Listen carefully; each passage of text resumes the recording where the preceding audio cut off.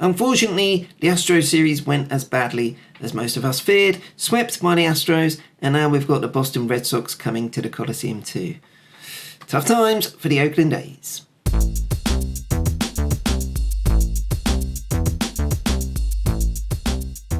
Hello, welcome back to the A's UK YouTube channel. I am Matt. I'm doing this. It's a bit of a quick one today because it's been a lovely Friday here in the UK. Of course, it is the Platinum Jubilee, the Queen's Platinum Jubilee. So we had Thursday off work, today off work.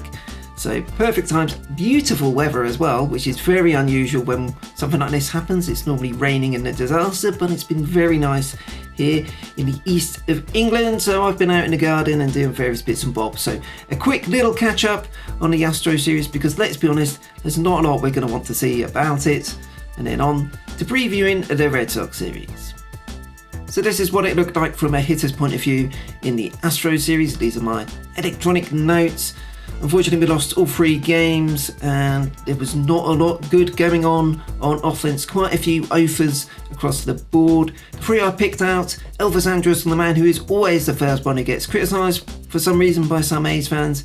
He went 4 for 11, 2 for 4, 2 for 4 in the second and third games. Ramon Laureano has continued heating up. Got at least 1 hit in each of the 3 games against his former organisation. And Christian Bethancourt got the 1 hit. It was a big hit in that third game, the big home run that gave us the lead. Unfortunately, it all went to pot because of the bullpen. This time, Danny Jimenez, the second one along in the bottom part, unfortunately, just had a stinker in that day. He's been so good for us, so we can't be too harsh on him, but that was just not a good day for him. A real kick in the teeth for us. Zach Jackson also had a bit of a difficult one in game 2, walking 4 batters, and that was your lot. But there was some positivities coming out of the bullpen.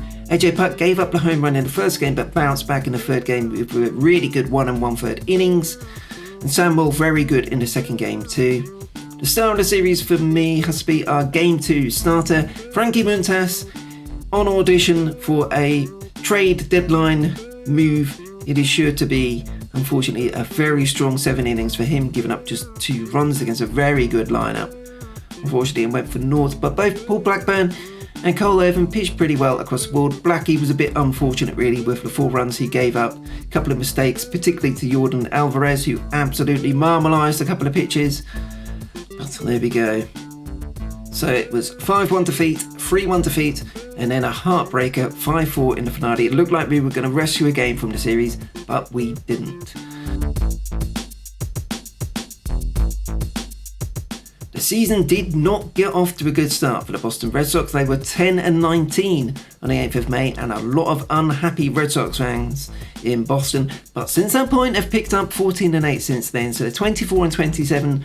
4th in the AL, so they're still not where they want to be, but they've definitely got their season back on track to a certain extent. They split a 2-game series across Tuesday and Wednesday at home against the Cincinnati Reds, and lost a couple against the Orioles ahead of that, so not quite what they were hoping for. But they come into the Coliseum for the first series between the 2 teams this season. We will be playing them again in just 2 weeks' time at Fenway Park. Last season, 6 games, we drew those 3-3, so we split those out, and we'll see if we can do that again this season. Heading on to the key players and notes. Trevor Story was the big free agent signing over the off-season. Just like the rest of the team, he didn't get off to a fakers start, but he was very good in May. 9 home runs in May, so he seems to be heating up. The man who is always good for them, it seems, is Rafael Devers. He has been fantastic for them, doing damage all over the place. His 2.9 Fangraph WAR, that's wins above replacement, is 5th among all MLB hitters, so he's doing very well. A real danger man in this one. And Jake Diekman, the former Oakland A, had a decent start in his time with the Boston Red Sox, but he has been a bit shaky of late, and we've seen that before from Jake. He's allowed 5 runs across his last 4 outings. So hopefully we can take advantage of that bullpen, but we're going to need to finally get some hits. It's been a real struggle for us. We've had a couple of decent games where we've strung a few hits together, but by and large we are really struggling. We're bottom of the rankings in many hitting categories, and it's going to be a tough task again this weekend against some very good pitchers for the Red Sox. Here are all the details for the 3-game series coming up. On Friday, it is Nathan Eovaldi against James Kaprielian. That's a nighttime game, 6:40 local time in Oakland, so 2:40 a.m. the early hours of Saturday for us. But Saturday and Sunday's games are day games at the Coliseum, so nice evening games for us here in the UK. Nick Pivetta will Blackburn on the mound on Saturday. Rich Hill and Frankie Montas on the mound on Sunday, and that's an interesting matchup, isn't it? Because Frankie Montas was one of the people we got from the LA Dodgers in the trade all those years ago, which saw Josh Reddick and Rich Hill going to the Dodgers. So Montas facing the guy he got traded for. And both of those Saturday and Sunday games, they are 1:07 p.m. local time, so that's 9:07 p.m. here in the UK. So you may feel it's hard to be optimistic with the Oakland A's at the moment, and in some ways that's right, but you know what, we all knew what this season was going to be like. We've got to temper our expectations, and I mean, if we can win 2 of the 3, we will be doing very well, and that's kind of how we're coming into the series, unfortunately. Eovaldi tonight is going to be a very difficult proposition, but maybe we can get the better of our next 2 pitcher matchups. But let's not give up on game 1 too early. Let's see if we can get a win and get this series off to a great start.